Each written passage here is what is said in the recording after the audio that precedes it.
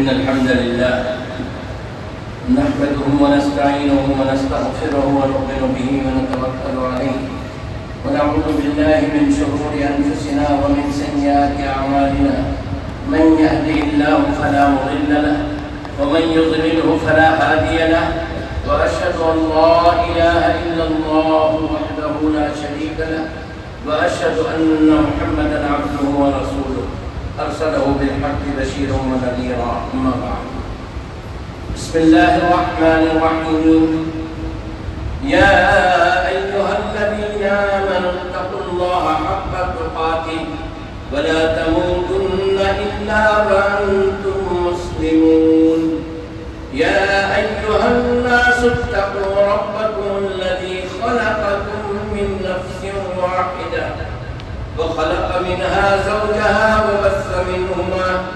وبث منهما رجالا كثيرا ونساء واتقوا الله الذي تساءلون به والأرحام إن الله كان عليكم رقيبا يا أيها الذين آمنوا اتقوا الله وقولوا قولا سديدا يصلح لكم أعمالكم ويغفر لكم ذنوبكم ومن يطع الله ورسوله فقد فاز فوزا عظيما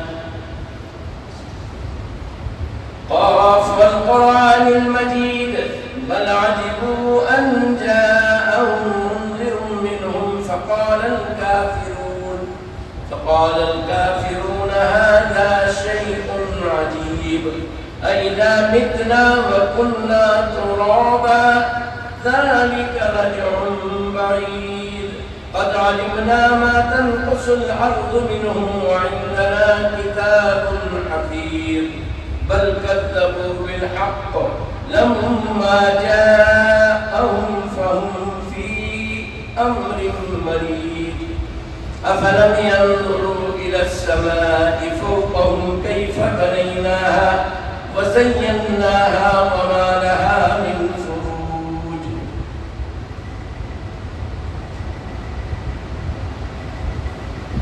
محترم بزرگوں معزز سامعین کرام عزیز نوجوانوں تمام تعریفیں حمد و ثنا کبریائی بزرگی و برتری و شرف غفور کے لیے جو ساری کائنات کا سارے عالموں کا تنہا خالق اور مالک ہے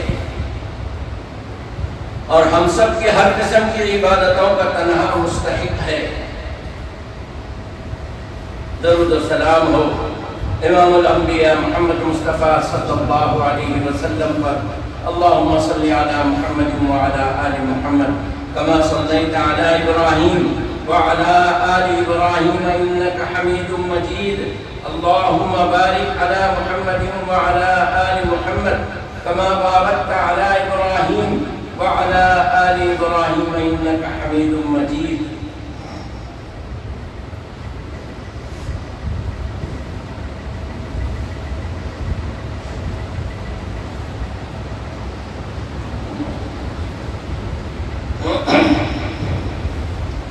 گزشتہ جمعہ حج کی روح اس تعلق سے مختصر سے وقت میں جو کچھ بن پڑا تو میں نے آپ کے سامنے رکھا بات کچھ باقی ہے انشاءاللہ آج بھی شاید نامکمل ہو کوشش کرتا ہوں کہ بات ہو جائے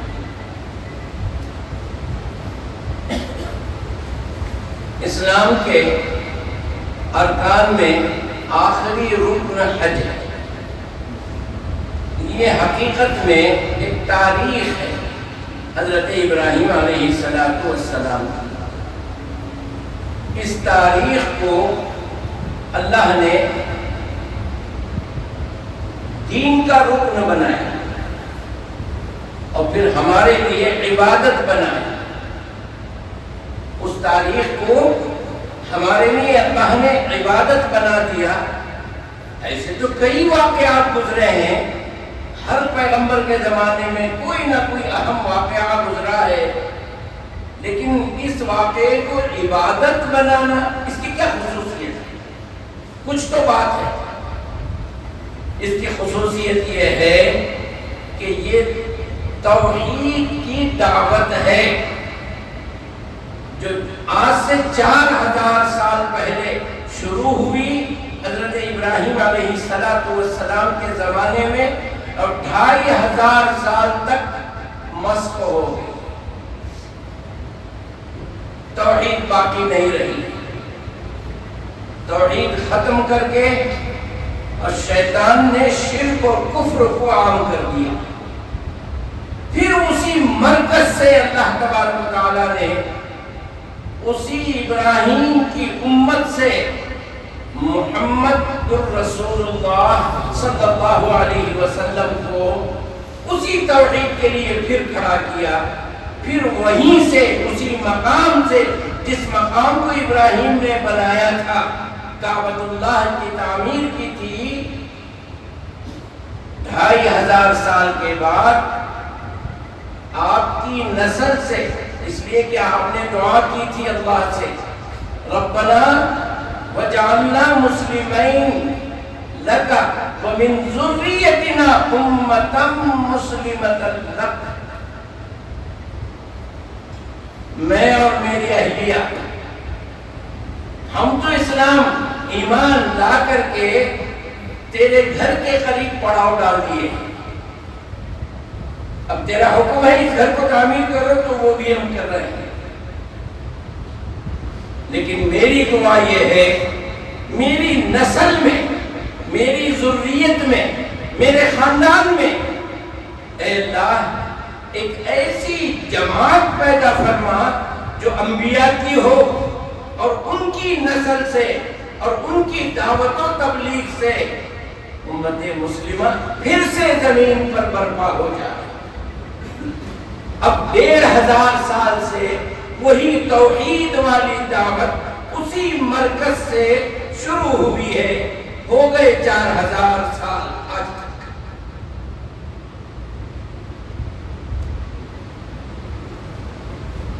گزشتہ جمعہ میں نے جو آیت پڑھی تھی، وَأَذِّنْ فِي النَّاسِ بِالْحَجِّ يَأْتُوكَ رِجَالًا، تم اجازت دے دو، اعلان کر دو لوگوں کو حج کے لیے آنے کی۔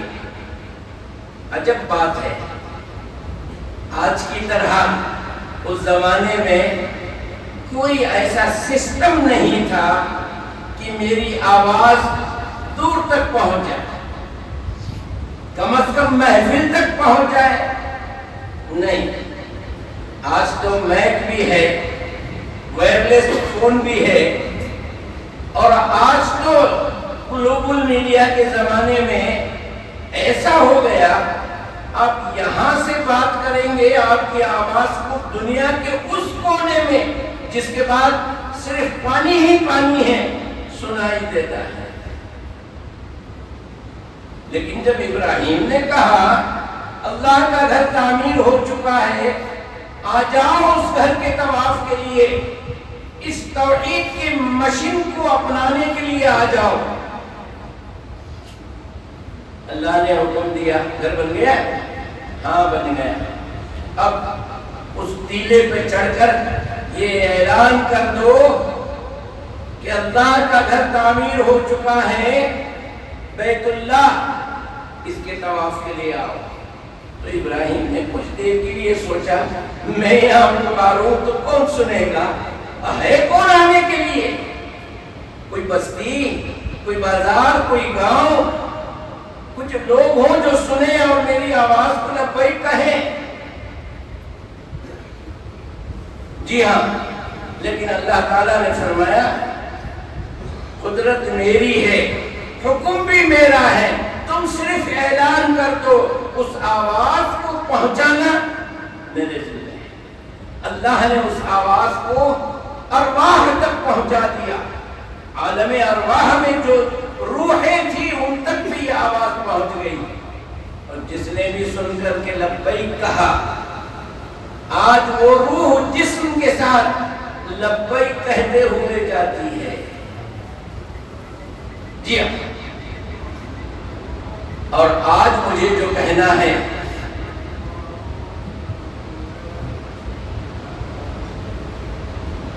وہ یہ ہے لیشہدوا منافع لہم، تم وہاں جاؤ تاکہ کچھ نفع حاصل کر کے آؤ. ہاں یہ سمجھنا، نفع حاصل کر کے آنا ہے. اب آپ حجاج کرام سے یا عمرہ کر آنے والوں سے پوچھو بھئی سفر کیسا رہا. آپ عمرہ گئے تھے، بہت اچھا تھا، وہ ہمارے کفیل جو تھا ہمارا بہت اچھا کھانا دیا، کیا بھی تکلیف نہیں، بس کا بھی انتظام تھا، ہوٹل بھی نزدیک تھا، اچھا کھا پی کو آرام سے آئے، کیا بھی تکلیف ہوئی.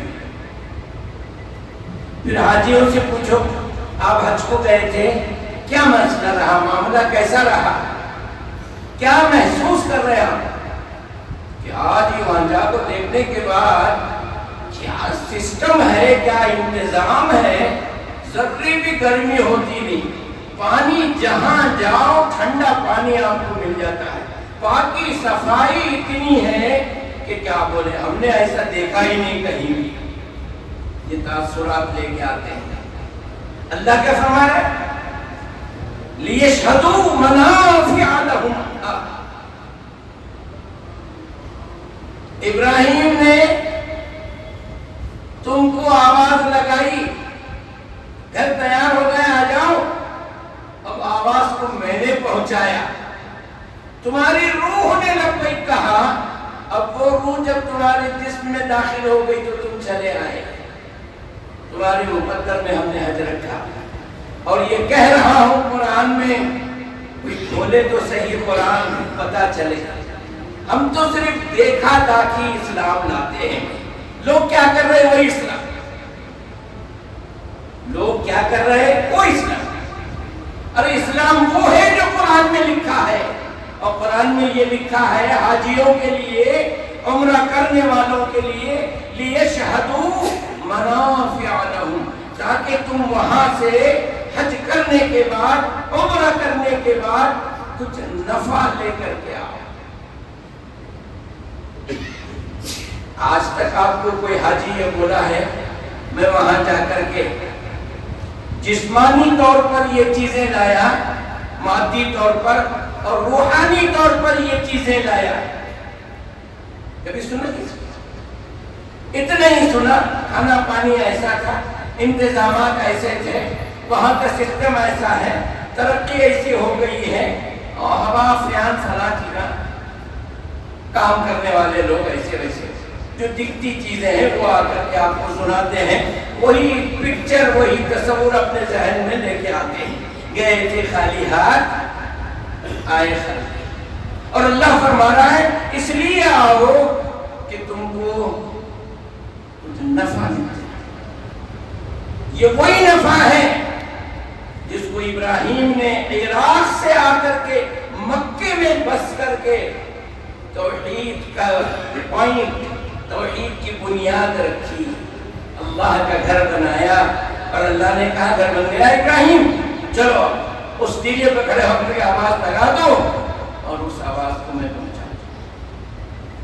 کبھی غور کیا آپ نے کہ تلبیہ جو پڑھتے ہیں لبیک کیوں کہتے ہیں؟ لبیک کے معنی عربی میں ہے I am present، میں حاضر ہوں. کون بلائے کون تم کو؟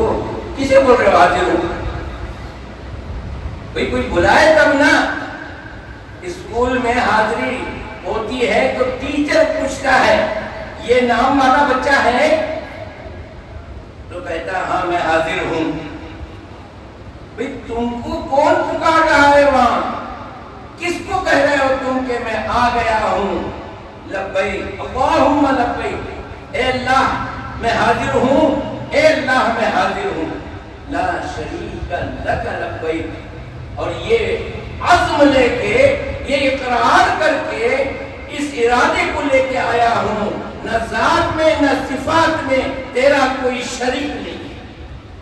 آج تک تھا میرے دل میں، دوسروں کو جگہ دیا تھا، دوسروں کا بھی مقام میرے دل میں تھا، دوسروں کا بھی احترام تھا، اللہ والوں کے نام سے مرے تو کیا ہوا، اللہ والے ہیں نا، یہ نام سے تھا میرے دل میں، لیکن تیری ذات کی قسم آج میں اس ارادے سے نکلا ہوں، تیرا کوئی شریک نہیں، لا شریک لک، لبیک حاضر۔ ان الحمد، اگر زمین پر کوئی حمد ہو سکتی ہے، تعریف ہو سکتی ہے، بڑائی باقی کسی کی بیان کی جا سکتی ہے، اے اللہ وہ تیری ذات ہے، وَالنِّعْمَةَ لَكَ، اور جتنی نعمتیں تو نے مجھے عطا کیا ہے نا، سوائے تیرے کسی نے نہیں عطا کیا، وہ تیرا ہی دیا ہوا ہے، چاہے وہ میری اولاد ہو، چاہے وہ میری زوج ہو، چاہے وہ میری صحت ہو، چاہے میری عزت ہو، چاہے میرا نام ہو، جو کچھ بھی مجھے تیری نعمتوں میں سے ملا وہ صرف تیری ذات سے ملا، اور یہ کائنات لک والملک، یہ ساری کائنات تیری ہے، میں اقرار کرتا ہوں تیرے سوائے اس میں کسی کا کوئی حق نہیں۔ اب ہم سمجھتے ہیں اس کو کہ نہیں سمجھتے، تلبیہ پڑھانے والے سمجھاتے ہیں کہ نہیں سمجھاتے، یہ دوسری بات ہے، لیکن معنی تو اس کا یہ ہے، جانا اسی کے لیے ہے۔ تو یہ لبیک اس اجازت کے جواب میں ہے جس کو بلایا گیا تھا، اللہ کا گھر، وَأَذِّن فِي النَّاسِ بِالْحَجِّ، اس کا جواب آج آپ دے رہے ہیں، لبیک اللہم لبیک، آ رہا ہے۔ اس کے بعد آپ کیا کرتے ہیں؟ میقات باندھتے ہیں، میقات پر احرام باندھتے ہیں، پوائنٹ آف چینج، یہاں آپ کو بدلنا ہے۔ کیا بدلنا ہے؟ ظاہری طور پر آپ کی جو آئیڈینٹی ہے وہ بدلنا ہے۔ آپ وکیل کے لباس میں تھے، آپ کو دیکھ کر وکیل سمجھ رہے تھے، آپ ڈاکٹر کے لباس میں تھے، آپ کا لباس دیکھ کر لوگ اٹھ کر کھڑے ہوتے تھے، ڈاکٹر صاحب آ رہے ہیں۔ آپ عالم تھے، آپ کا احترام لوگ کرتے تھے، آپ کے لباس کو دیکھ کر کے لوگ پہچانتے تھے، اور آپ کچھ بھی تھے، یہاں سے آپ کو بدلنا ہے۔ اب آپ اپنی وہ پہچان پوری اتار دیں گے، صرف وہ 2 چادر لیں گے جو 2 چادر میں 4000 سال پہلے ابراہیم اوڑا کرتا تھا علیہ السلام۔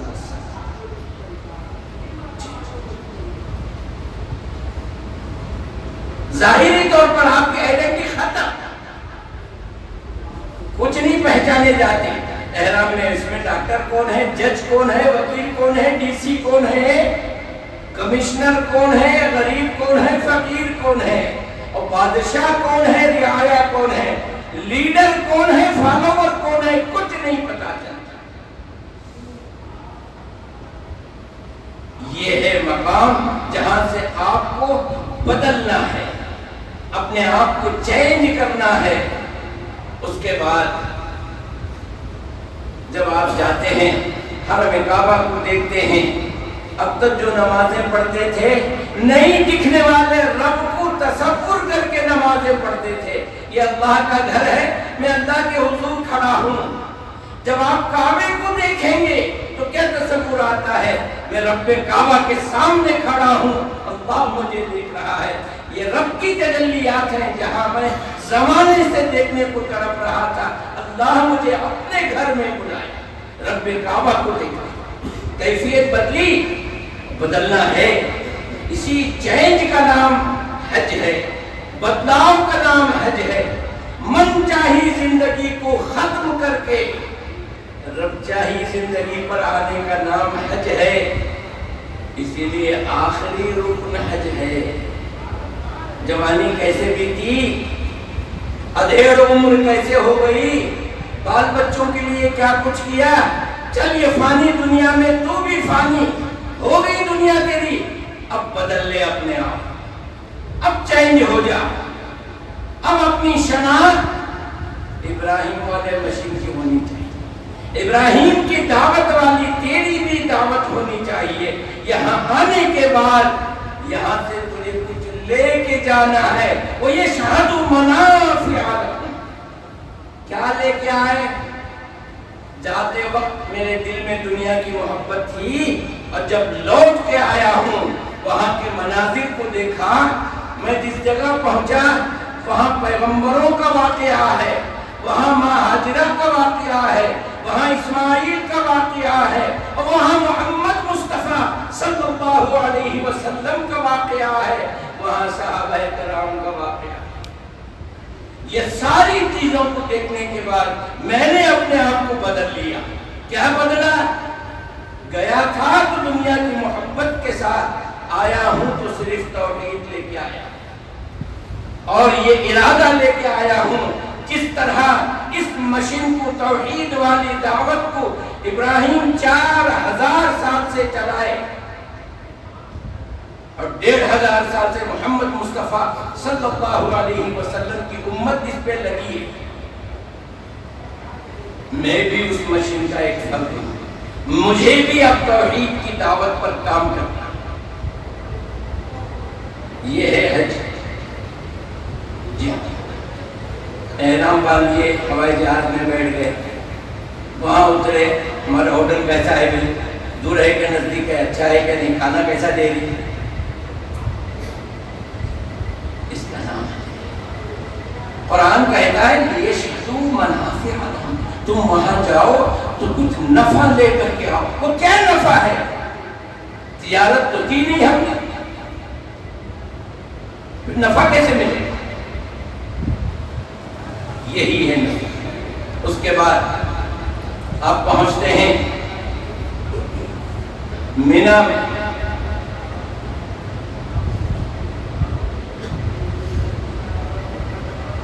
آپ پورے مسافر، آپ کے خیمے لگے ہوئے، یہاں آپ کا مکان کئی کروڑ کا ہے، وہاں ایک شرط والے خیمے میں آپ ہیں، یہ بتانے کے لیے دیکھ کتنی زندگی، تیرا جو کچھ بھی ہے وہ چھوڑنے کا ہے۔ یہ ہے نا مسافر، جیسے تو یہاں مینا کے میدان میں مسافر ہو کر اس ڈیرے کے اندر بیٹھا ہے کپڑے کے، بس یہی زندگی ہے، تجھے ایسی سادی زندگی کرنا، سادی زندگی تجھے کرنا ہے۔ نکال دے اپنے دل سے وہ ساری پراپرٹی کی محبتوں کو، اس مسافر والی زندگی پہ آ جائے۔ ایسے لوگ بھی ہیں، چاہے 15 دن کے لیے ہی صحیح، اگر جگہ دے دے وہاں تو وہاں بنگلہ بنا لیں گے۔ ہیں ایسے لوگ، اتنی طاقت اللہ دے رکھا ہے، لیکن نہیں، تو بادشاہ ہوگا، دنیا کا چوتھا یا پانچواں امیر ہوگا، یہاں ڈیرے میں رہنا ہے تجھے، یہاں اس مسافرانہ زندگی میں رہنا ہے۔ اس کے بعد آپ گئے عرفات میں، اللہ کے رسول صلی اللہ علیہ وسلم نے فرمایا الحج عرفہ، حج کیا ہے؟ عرفہ ہی کا نام حج ہے۔ اس میدان میں کوئی کسی کا نہیں، کھڑے ہو کر کے اللہ سے مانگ رہے ہیں، کھڑے ہو کر کے اللہ سے مانگ رہے ہیں۔ یہ منظر ہے حشر کا، یہ منظر ہے حشر کا۔ اللہ کے رسول صلی اللہ علیہ وسلم نے فرمایا یحشر الناس، لوگ حشر کے دن اس حال میں اٹھیں گے، عراۃً حفاۃً غرلاً، ننگے بدن اٹھیں گے۔ یہاں تو احرام کے 2 کپڑے ہیں، چونکہ تو زندہ ہے، اب وہاں احرام بھی نہیں رہے۔ وہ منظر دیکھنا ہے، دیکھ لے، یہاں عرفات میں دیکھ ہے کوئی کسی کا؟ اللہ کے رسول نے فرمایا قیامت کے دن حشر، میدان حشر میں ننگے برہنہ اٹھیں گے، چپل تک نہیں ہوگی۔ آج آدمی جاتا ہے کہیں تو اس کو اوپر سے نیچے دیکھتے ہیں، اس کی چپل دیکھ کر، اس کے شو دیکھ کر پہچان اندازہ لگا لیتے ہیں کہ یہ آدمی کچھ ہے، ان کیا ہے، وائٹ کے شو پہنا ہے، کچھ تو ہوگا پڑھا لکھا، after all soft where engineer تو ہوگا، ایجوکیٹڈ ہوگا۔ لباس کو دیکھ کر آپ نے اس کا اندازہ لگایا، وہاں لباس ہی نہیں ہے۔ یہاں چپل کو دیکھ کر آدمی سمجھتا ہے کہ پھٹ کی چپل پہن کے آیا ہے، کون کی نہیں کھڑے والا ایسا ویسا، پڑھا لکھا رہتا تو انجینئر رہتا تو پھٹ کی چپل کہیں کو پہنتا تھا، وہ بھی ہوائی چپل پہن کو آیا۔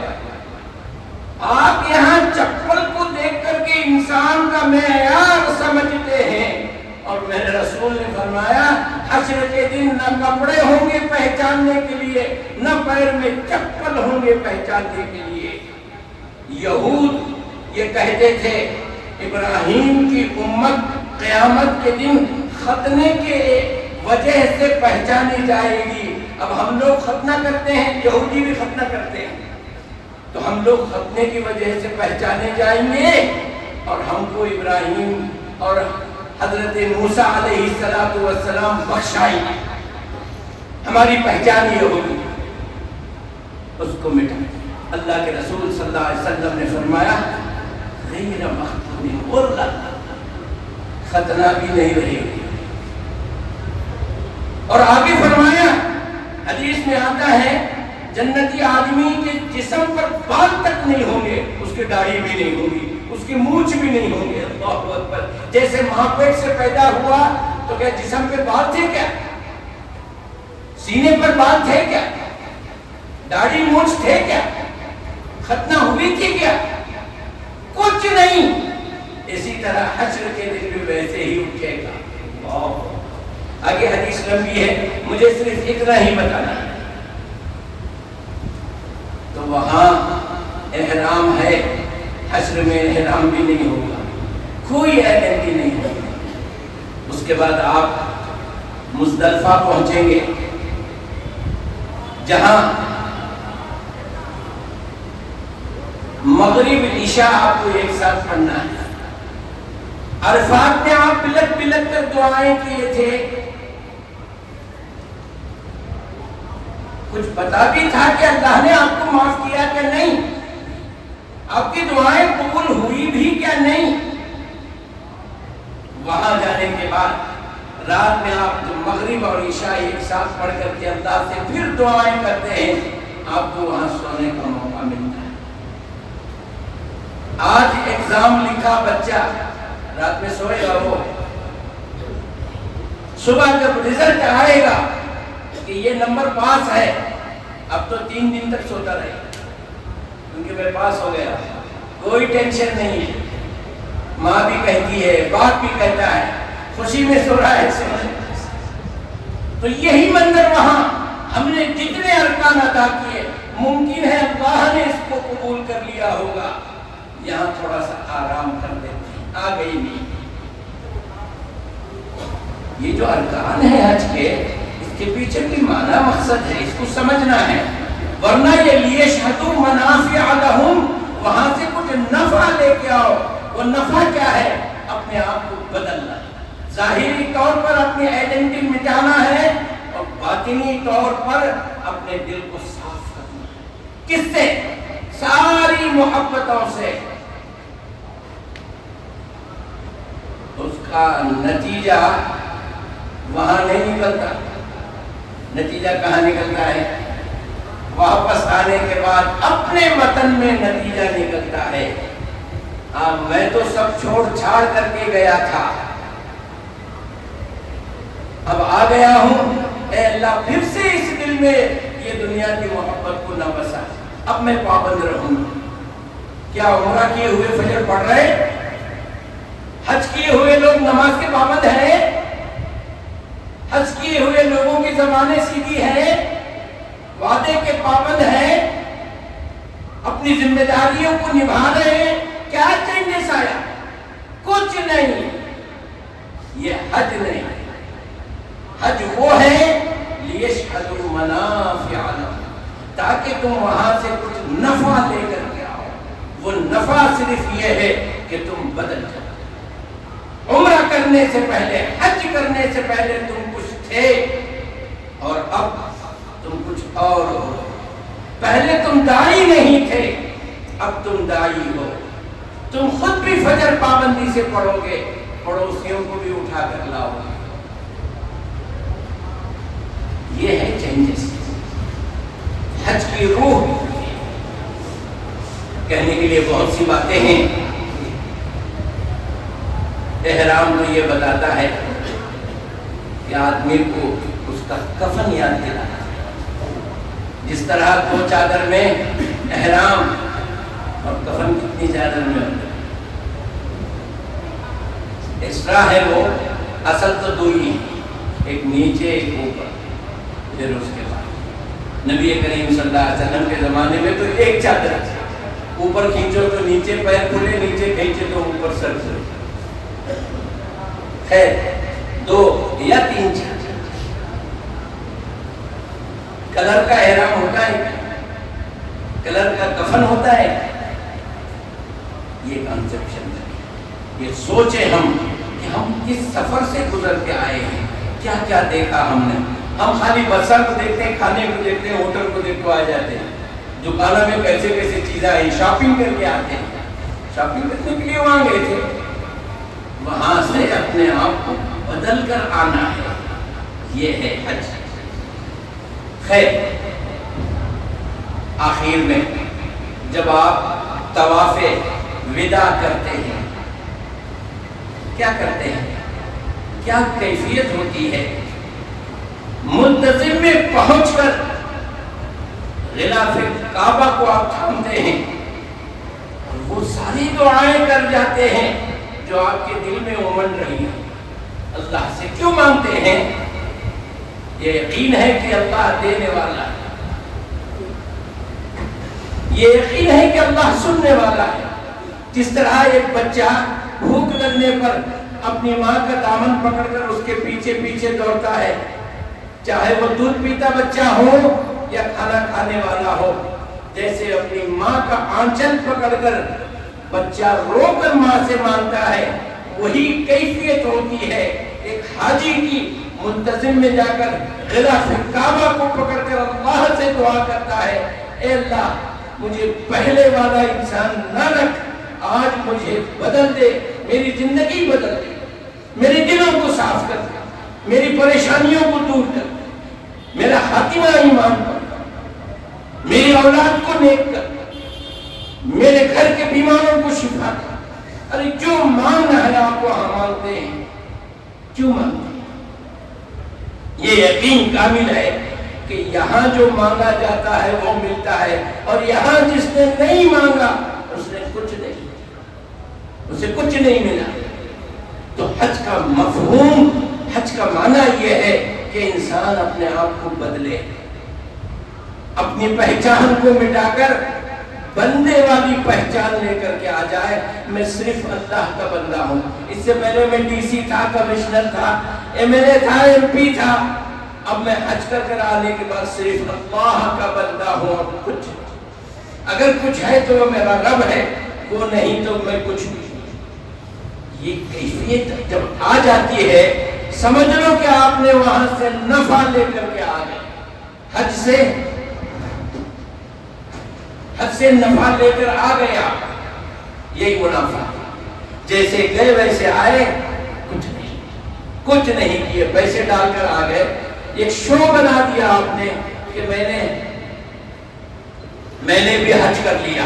ایسے بہت سے جہاز ہیں، وہ کیا ہوا ہمارا بھائی حج کر کو آیا، میں نہیں کر سکتا کہ میں ہمارے گھر والے کے ساتھ یہ سال حج کو جا رہا ہوں تائے کے لیے، انہیں کریا میں کی نہیں کر سکتا. بس لیے شادو منافع لہم. نہیں، حج کس کے لیے کیا؟ بھائی پوٹی پر کیا، میرا بھائی کرے، انہیں حاجی کرتے، اس کی گھر والی حاجی کرتے، ہمیں بھی کرتے، ہمیں بھی حج کرتے. ملا کیا ملا؟ حج کا مطلب یہ ہے. خیر آخر میں کچھ احکام میں آپ کو بتا دیتا ہوں. لوگ جانور خرید رہے ہیں، دیکھنے میں آ رہا ہے۔ سب سے اہم چیز کیا ہے؟ تقوی کے ساتھ آپ جانور کو خریدیں۔ انشاءاللہ آئندہ یہ گفتگو ہوگی کہ قربانی کسے کہتے ہیں، کیوں قربانی کرتے ہیں، یہ بات آئے گی۔ میں کہہ رہا ہوں جانور جو خرید رہے ہیں وہ عیب دار نہ ہو، وہ سینگ ٹوٹی ہوئی، کان کٹا ہوا، پیر سے لنگڑا یا مار لگا ہوا، لگڑ کے چلتا ہے، اس قسم کے عیب نہیں۔ اللہ کے بندو یہ ظاہری عیب ہے، اس سے بڑا ایک عیب ہے 60,000 کا بکرا لایا سب، ہمارے محلے میں کون بھی لائے نہیں ہوئی سب، یہ بڑا عیب ہے۔ الذین هم یراؤون، جو دکھاوا کرتے ہیں، وہ قربانی میرے لیے نہیں کر رہا ہے، اپنا نام کرنے کے لیے کہ میں نے ایسا بکرا خریدا، کون بھی ہمارے خاندان میں کون خریدے نہیں، ہمارے محلے میں کوئی بھی لائے نہیں ایسا بکرا، میں ہی لایا، میں 8 دن پہلے کو بدلا لیا تھا۔ اچھا ہے، لنگڑا نہیں ہے، کان بھی کٹیا نہیں، سر بھی کٹیا نہیں، کوئی عیب نہیں ہے۔ سب سے بڑا عیب یہ ہے جو اللہ کے لیے نہیں ہے، دکھاوے کے لیے ہے۔ اسی لیے منع کرتا ہوں ٹیکا مت لگاؤ جی۔ تو یہ دکھاوے کے لیے نہیں ہونا، عیب سے پاک ہونا، خالی کانا بھی سینگا تجھ کو نہیں رہنا، نہیں، آپ کی نیت بھی صاف ہونا۔ اللہ کے لیے جانور کو خریدو، اور اسراف اللہ کو پسند نہیں ہے، اللہ کو اسراف پسند نہیں ہے۔ جو لوگ 60,000 80,000 کے جانور خریدتے ہیں بے معنی ہے۔ حکم کیا ہے؟ وَمِنَ الْإِبِلِ اثْنَيْنِ وَمِنَ الْبَقَرِ اثْنَيْنِ وَمِنَ الزَّعْنِ اثْنَيْنِ وَمِنَ الْمَعْزِ اثْنَيْنِ۔ اونٹ کے اندر 2 نر اور مادہ، گائے کے اندر 2 نر اور مادہ، بکرے کے اندر 2 نر اور مادہ، اور دمبے کے اندر 2 نر اور مادہ۔ اب لوگوں کو یہ معلوم ہی نہیں کہ بکری کی بھی قربانی ہوتی ہے، سب جا کر کے بکرا ہی بکرا لیتے ہیں، اپنے پیسے لے جا کر گھوڑا کو لے کے آتے ہیں، دھنگر کو لے کے آتے ہیں۔ اللہ تعالیٰ آپ کو بڑی قیمت کا بکرا قربان کرو بولا ہے، کوئی حدیث ہے ایسی، کوئی آیت ہے ایسی؟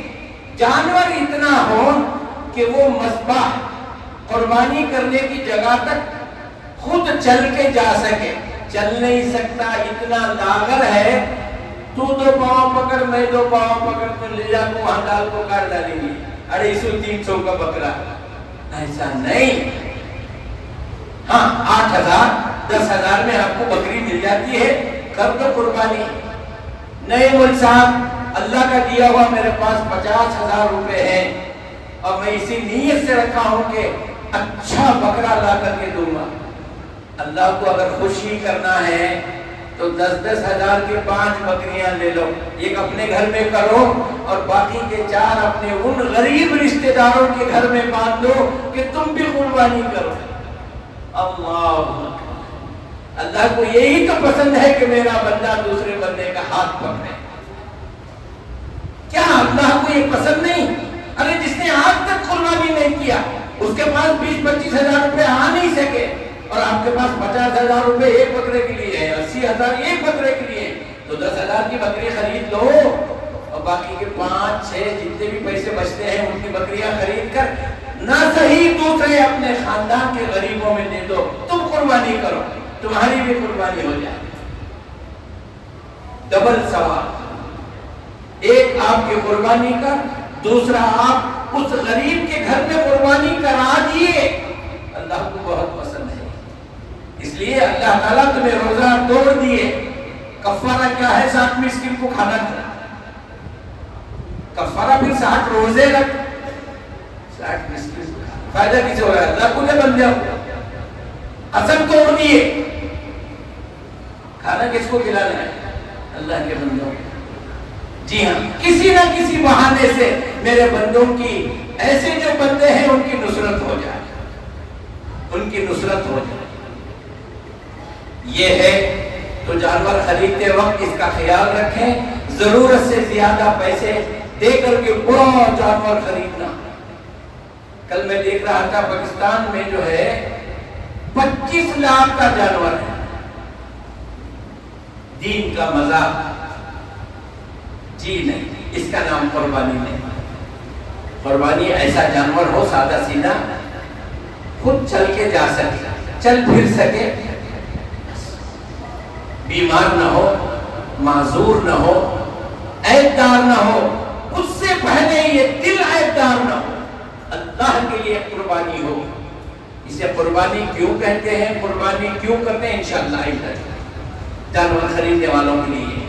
اور حج کے 3 قسم ہیں: حج تمتع، حج قران، حج افراد. تمتع کہتے ہیں احرام باندھ کر کے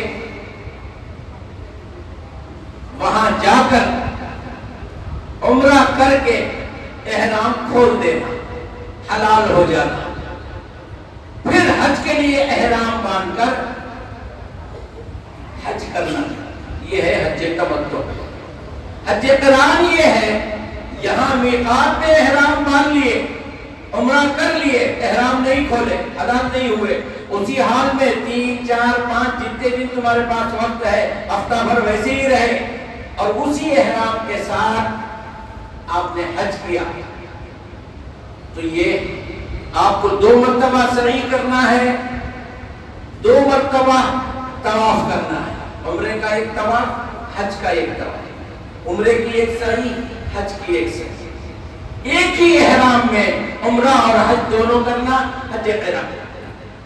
اور ایک ہے صرف حج ہی کے لیے، عمرہ نہیں، صرف حج کے لیے احرام باندھنا، حج ہو جانے کے بعد احرام کھول دینا، یہ حج افراد.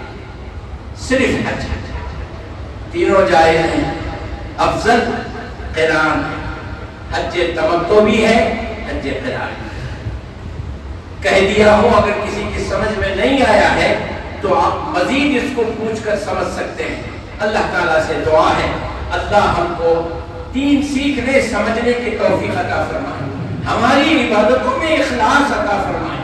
اے اللہ ہمارے ارکان اسلام کو قبول فرمائے.